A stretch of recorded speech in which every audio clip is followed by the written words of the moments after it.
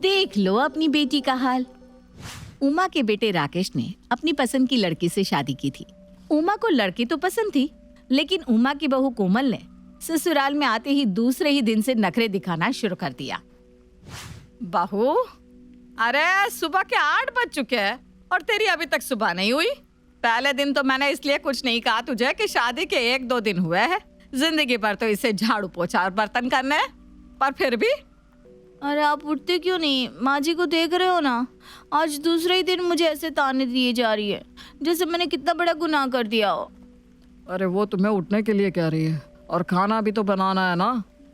देखो ना, कमर में बहुत दर्द है, प्लीज आज तुम थोड़ा काम कर लो ना।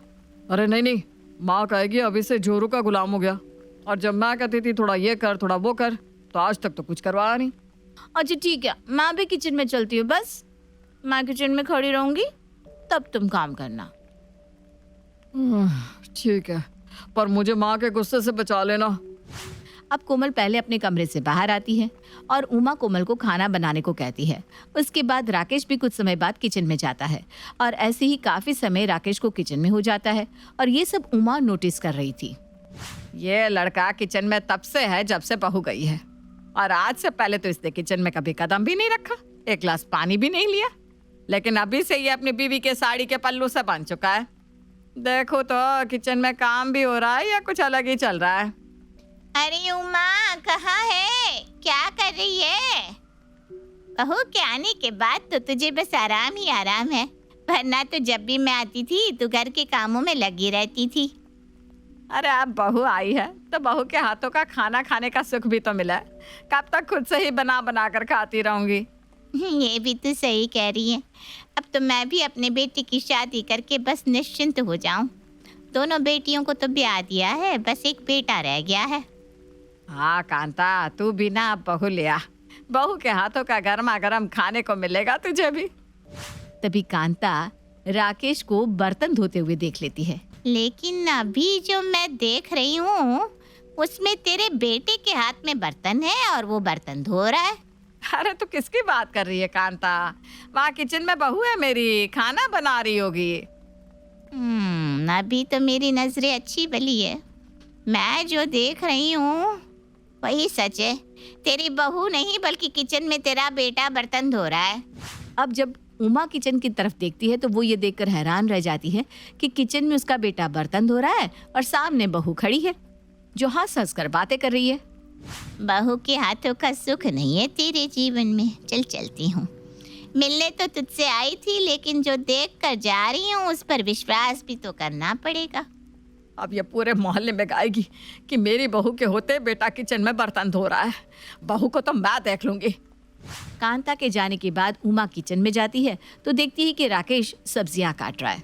राकेश, क्या हुआ बहू को जो तेरे हाथों में मुझे करछी बेलन चाकू देखने को मिल रहा है, और कुछ बाकी रह गया है देखने को तो रही सही कसर भी पूरी कर दे।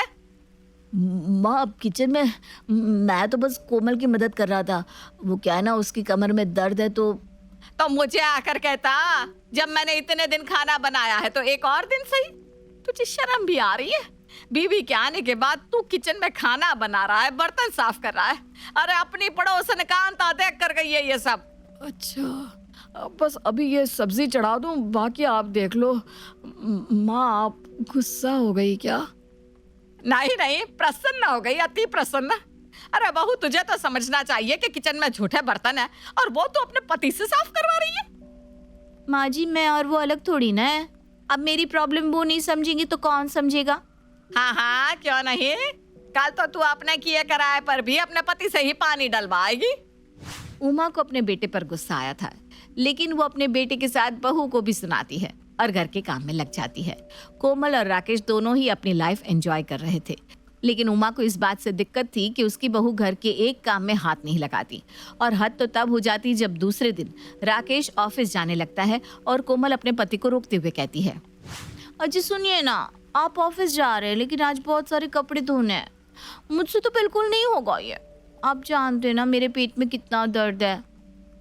उमा ये अपने कमरे में बैठी सुन रही थी। लेकिन जान, ऑफिस तो जाना होगा, और आज अगर माँ ने मुझे कपड़े धोते हुए देख लिया ना तो फिर गुस्सा करेंगी। तो क्या तुम मुझे ऐसी हालत में काम करता देख सकते हो? अरे तुम इतने प्यार से कहो और तुम्हारा पति काम ना करे। हाय मेरी जान, तुम पर तो जान निछावर है। बस तुम आराम करो, मैं कर देता हूँ घर का काम, माँ को देख लूंगा मैं। ये लड़का मेरे हाथों से जा चुका है, कह रहा है मैं देख लूंगा माँ को। हे प्रभु, कैसी बहू आई है मेरे घर में, और मेरे बेटे को कुछ समझ में क्यों नहीं आ रहा। वो इसका कितना इस्तेमाल कर रही है। अब जब उमा कुछ देर बाद जब करके अपने कमरे से बाहर आती है तो वो देखती है कि उसका बेटा ऑफिस ना जाकर कपड़े धो रहा है, वो भी उसकी बहू के। उमा ये सब देखकर खून के घूंट पीकर अपनी पड़ोसन के पास जाती है और अपनी पड़ोसन को सारा हाल बताती है। देख, तुझे कहना तो नहीं चाहिए लेकिन कह रही हूँ, तू ना अपनी बहू को डांट टपट कर रख, और हो सके तो इसकी माँ को धमका कि अगर ये ऐसे ही करती रही तो तू इसे इसके मायके बिठा देगी। अरे हाँ कांता, ये तो मैंने सोचा ही नहीं। आज ही, बल्कि अभी ही मैं इसकी माँ को धमकाती हूँ। रुक, तेरे सामने इसकी माँ को फोन लगाती हूँ। हाँ हाँ लगा, और कड़क आवाज में बोल। अब जैसे ही उमा अपनी समधन को फोन लगाती है, उधर से उमा की समधन और कोमल की माँ फोन उठाती है। उमा अपनी समधन को सारी बातें कह देती है। अरे कैसी बात कर रही हैं आप समधन जी, वो दामाद जी से काम करवा रही है। इसे तो मैं ही सुधारती हूँ, आप रुकिए। कल ही मैं आती हूँ और देखती हूँ कि ये निकम्मी काम कैसे नहीं करती और दामाद जी को ऑफिस कैसे नहीं जाने देती। अरे ये तो फुलझड़ी नहीं, आइटम बम निकली। उमा, अब तो तेरी बहू को उसकी माँ ही ठीक करे तो ज्यादा अच्छा रहेगा। अब अगले ही दिन सुबह सुबह सरला अपनी बेटी के ससुराल आ जाती है और कोमल भी अपनी माँ को देखकर खुश होती है। लेकिन शाम होते होते सरला देखती है कि उसकी बेटी से ज्यादा उसका दामाद काम कर रहा है, तो वो अपनी बेटी से कहती है, कोमल, मुझे ना बेटा तेरे हाथ का खाना खाना है, और दामाद जी आप मेरे लिए ये दवा ला दीजिए। हाँ हाँ ला देंगे, लेकिन थोड़ी देर बाद। मुझे अभी जरूरत है ना, तो बाद में क्यों। दामाद जी अब जाइए और तू जाकर खाना बनाने की तैयारी कर बेटा। ये तो सरला और उमा की चाल थी कोमल को सुधारने की, और सरला ने राकेश को जो दवा लाने के लिए भेजा था, असल में वो कोई दवा ही नहीं थी, और वो भी दवाइयों की दुकान पर भटक रहा था। माँ तो ऐसा लग रहा है मुझसे मिलने नहीं, मेरी जान की दुश्मन बनकर यहाँ आई है। ये करते वो करते तेरे हाथ का खाऊंगी। अरे पहले चाय बना कर दे जा मेरी लाडो, मेरे और समधन जी दोनों के लिए। हाँ बहू, और चीनी कम ही हो चाय में। ऐसे ही कई दिन बीत जाते हैं। सरला अपने दामाद को ऑफिस जाने के लिए टोकती, सुबह जल्दी जल्दी अपनी बेटी को उठाकर खाना और घर के कामों में लगा देती, जिससे कोमल भी घर के कामों में लगी रहती थी। ऐसे ही सरला को करीब 15 दिन से ज्यादा बीत चुका था और सरला के अब घर जाने की बारी आती है। समधन जी, आप नहीं आती तो शायद मैं इसे काम करवाने की सोच भी नहीं सकती थी, और मेरा बेटा तो इस घर का नौकर ही बन चुका था। तो ये सब आपने करवाया है, लेकिन क्यों? क्यों कहो तो और 10 दिन रहकर जाऊं? तूने दामाद जी से गलती से भी कोई काम करवाने की सोची भी ना तो अच्छा नहीं होगा मेरी लाडो। कोमल को तो वैसे भी इन दिनों में काम करने की आदत पड़ ही चुकी थी और वो काम भी अच्छे से करने लगी थी, और फिर कभी वो अपने पति को काम के लिए नहीं कहती। चट मंगनी पट ब्याह तो सुना ही होगा आपने, लेकिन ऐसा। अरे ये किसे ले आया तू? कौन है ये लड़की? हाय रे, कहीं शादी तो नहीं कर ली ना तूने इससे? देवर जी क्या हो गया आपको? आप तो ऑफिस के लिए निकले थे, ये शादी करके कैसे आ गए? हाँ, ऑफिस के लिए ही गया था, लेकिन रास्ते में मिल गई तो शादी कर ली। क्यों, नहीं करनी थी क्या? तभी बड़ा भाई आ जाता है। ये कैसी बात कर रहा है छोटे? शादी ऐसे थोड़ी ना होती है। तभी नई नवेली दुल्हन अपना घूंघट हटाती है। सभी उसका चेहरा देखकर डर जाते हैं। भैया, ये आपकी बीवी की आंखें कैसी नागिन जैसी है। तभी देवरानी मुंह खोलती है और पतली सी जीभ बाहर करती है जैसे कोई नागिन हो। इसकी तो जीभ भी किसी नागिन की जीभ की तरह है। हे भगवान, घोर अनर्थ हो रहा है इस घर में। अरे कौन है ये लड़की? खैर, सारी कहानी दरवाजे में हो जाती है और लड़का लड़की को लेकर घर के अंदर आ जाता है। कुछ दिनों बाद, अरे नागिन, माफ करना, नीलम, ये तुम क्या कर रही हो कटोरी में मुंह लगाकर? नीलम जैसे ही मुंह ऊपर करती है तो उसके मुंह पर दूध लगा होता है। जेठानी डर जाती है। ये क्या है? ऐसे कैसे दूध पी रही हो तुम किसी नागिन की तरह? देवरानी कुछ नहीं बोलती, बस जेठानी को घूरती रहती है। जेठानी सास के पास जाती है और सासू माँ जल्दी से सुनो। अरे क्या हो गया बड़ी बहू, क्यों इतनी डरी हुई है? सब ठीक तो है ना? अरे कहाँ ठीक है माँ जी, मैं तो अपनी मायके जा रही हूँ। सास डर जाती है। मैं भी तेरी माँ से काफी दिनों से नहीं मिली ना, चल जरा मैं भी उनके हाल चाल देख लूं। दोनों सास बहू फटाफट कपड़े पैक करके निकल ही रही होती है कि दरवाजे पर खड़ी होती है देवरानी। जेठानी पूछ लेती है, क्या हुआ नागिन? अरे नीलम, नीलम नाम है उसका। फिर अचानक सास की नजर छोटी बहू की आंख पर पड़ती है। अरे बड़ी बहू, छोटी बहू की आंख में तो देखो। क्या है माँ, यहाँ डर के मारे मेरी हालत खराब हो रही है और आपको इसकी आंख की पड़ी है। देवरानी की आंख में ससुर की फोटो होती है। हाय रे माँ जी, इसकी आंख में तो ससुर जी की फोटो है। अब जेरोक्स की मशीन लगा रखी है क्या आंखों में?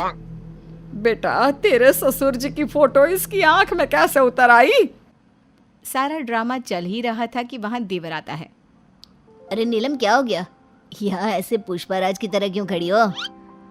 देखो ना, भाभी और माँ जी दोनों मुझे छोड़कर जा रही हैं। मैं कैसे पूरा घर अकेले देखूंगी? और माँ जी, ससुर जी कहाँ हैं? दिखाई नहीं दे रहे। तो तेरी आंख में, तेरी आंख में। क्या इसकी आंख में माँ? इसकी आंख का ही तो दीवाना हो गया था मैं। कहाँ है ससुर जी? उनसे ही तो मिलने के लिए मैंने शादी की है। सारा घर देवरानी की इस बात पर हैरान सा रह जाता है। उनसे मिलने के लिए तो मैंने शादी की थी। अरे तू तो बहू है और वो यहाँ नहीं रहते। क्या यहाँ नहीं रहते? वैसे बुढ़िया तेरी हरकतें ही ऐसी है कि तेरे साथ कोई नहीं रह सकता। देखो नागिन, सॉरी नीलम, सासू माँ के लिए ऐसी बातें मत करो, समझी? वो तो ससुर जी कमाने के लिए परदेस गए हैं। हाँ। जेठानी की बात सुनकर देवरानी नागिन की तरह यहाँ वहाँ रेंगने लगती है, मतलब दौड़ने लगती है। क्या हो गया नीलम? पापा यहाँ नहीं रहते, इससे तुम्हें क्यों परेशानी हो रही है? अरे बहू आ रहे तेरे ससुर जी कल। वैसे बात क्या है? माँ जी, मुझे तो दाल में काला लग रहा है। आखिर किसी ससुर के लिए बहू का इतना परेशान रहना। माजरा क्या है? अच्छा, कल आ रहे हैं, तब तो कल ही उनका काम तमाम कर मैं अपना बदला ले लूंगी। काम तमाम मतलब? मैं समझी नहीं बहू। नीलम संभल जाती है और कहती है, मतलब वो मेरी माँ ने मुझे ससुर जी को देने के लिए गिफ्ट्स दिए हैं ना, वो उनके हाथ में दे दूं। अच्छा, तेरी माँ ने मेरे लिए भी कुछ दिया है क्या? और बड़े भाई भाभी के लिए? अरे उनका भी तो हक बनता है ना। हाँ, तू ले ले पहले। अरे कहाँ से ये आ गई? ना मेरा बेटा घोड़ी चढ़ा, ना भाभी ने काजल डाला, ना सास की पैर पुजाई। ये सब क्या बकी? सॉरी, ये सब क्या बोली जा रही हैं आप? वैसे ससुर जी आ जाएं तो उनसे मिलकर मैं चली जाऊंगी। अरे कहाँ चली जाओगी? मैं क्या करूँगा तुम्हारे बिना? नहीं, मैं तुम्हें नहीं कहीं जाने दूंगा नीलम। पति के इतने प्यार भरे शब्दों से नागिन, सॉरी नीलम, इमोशनल हो जाती है। और वो जैसे ही इमोशनल होती है उसका रंग नीला पड़ जाता है। अरे ये क्या हो गया नीलम को? ये नीली कैसे हो गई? अरे पता नहीं, मुझे तो इसमें इंसानों के गुण कभी दिखे ही नहीं। तो क्या जानवर है ये? नहीं भाभी, मेरी नीलम तो अप्सरा है जो परी लोक से आई है। माँ यही कहना चाहती थी ना आप? ये तो पता नहीं। फिलहाल तू इसे अपने कमरे में लेकर जा और इसे बोल के असली रंग में आ जाए। पति नीलम को लेकर कमरे में जाता है। मैं तुमसे ये कहना चाहती हूँ कि तुम ना मुझसे इतना प्यार ना किया करो। कैसी बात करती हो? पति हूँ मैं तुम्हारा, अब तो तुमसे ही मेरी जिंदगी है। तुम हो तो मैं हूँ और मैं हूँ तो तुम, क्यों है ना? नीलम पति के गले लग जाती है। मैं ना तुम्हें कुछ बताना चाहती हूँ। तुम्हें याद है मेरी और तुम्हारी शादी कैसे हुई थी? हाँ, मैं भी यही पूछना चाह रहा था, पर जो भी हो मैं तो लकी हूँ कि राह चलते ही मुझे इतनी प्यारी और अच्छी लड़की मिल गई। नीलम पति को कुछ बताना चाह रही थी, लेकिन न जाने क्या सोचकर वो चुप हो जाती है। फिर अगले रोज, अरे बहू आ देख, तेरे ससुर जी आ गए। अरे कहाँ हो दोनों? नीलम और उसकी जेठानी ससुर के पास आते हैं। क्या हुआ ससुर जी, आप बहुत परेशान लग रहे हैं। हाँ, आप तो पहले ही आने वाले थे, पिछले महीने भी आप नहीं आए। क्या हुआ, सब ठीक तो है ना? हाँ, वो मेरे कार के नीचे एक सांप आ गया था। ये सुनते ही नागिन देवरानी की आंख हरी हो जाती है। फिर क्या हुआ? मैं उस सांप को उठाकर जानवरों के डॉक्टर के पास ले गया। भला हुआ कि सांप की सांस चल रही थी, लेकिन सांप ने मुझे डस लिया। हाय रे, आपको सांप ने डसा? पापा आप ठीक तो है ना? ठीक है तेरा बाप, तभी तो सामने खड़ा है। लेकिन सोचो, सांप भी किसी का पिता था, उसके भी बच्चे थे। ये बोलकर देवरानी की आंख से पानी निकलने लगता है। ये कौन है और कैसी भाषा में बात कर रही है? पापा ये मेरी बीवी है, मैंने शादी कर ली, और ये ना थोड़ी इमोशनल है, तो सांप के लिए थोड़ी इमोशनल हो गई। नहीं, सांप तो ठीक है, भले ही उसने मुझे काटा, लेकिन गलती मेरी थी। मैंने सड़क पर देखे बिना ही कार उस पर चला दी। अभी डॉक्टर का फ़ोन आया था कि सांप को वापस उसी जंगल में छोड़ दिया है। बेचारी की बीवी उस सांप का इंतज़ार कर रही होगी। क्या पापा जिंदा है? वो ठीक है? हाँ, मेरे पापा तो ठीक है, सामने ही तो खड़े हैं। क्यों, क्या हो गया? तभी बेल बजती है और सामने एक महिला खड़ी होती है। माँ, तुम? ये तुम्हारी माँ है? आइए बहन जी। बेटा नीलम, अब घर जाने का वक्त आ गया है। तेरे पापा घर आ गए हैं। तू जिस काम के लिए आई थी वो नहीं करना। घर जाने का वक्त? ये क्या बात कर रहे हैं? मैं आप लोगों से सब बताती हूँ। मैं एक नागिन हूँ। हम लोगों को लगा कि ससुर जी ने मेरे पिता को मार दिया है, तो मैं उनसे अपने पिता का बदला लेने आई थी। लेकिन भले इंसान ने हादसे के बाद न सिर्फ मेरे पिता की जान बचाई, अपनी जान पर भी खेल गए। मैं माफ़ी चाहती हूँ, मुझे इजाज़त दीजिए।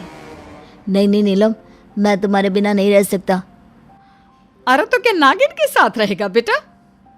नहीं, नीलम चाहे तो वो नागिन का जीवन छोड़ सकती है। हाँ माँ, आप मुझे नॉर्मल लड़की बना दीजिए। मैं अब इसी परिवार का हिस्सा रहना चाहती हूँ।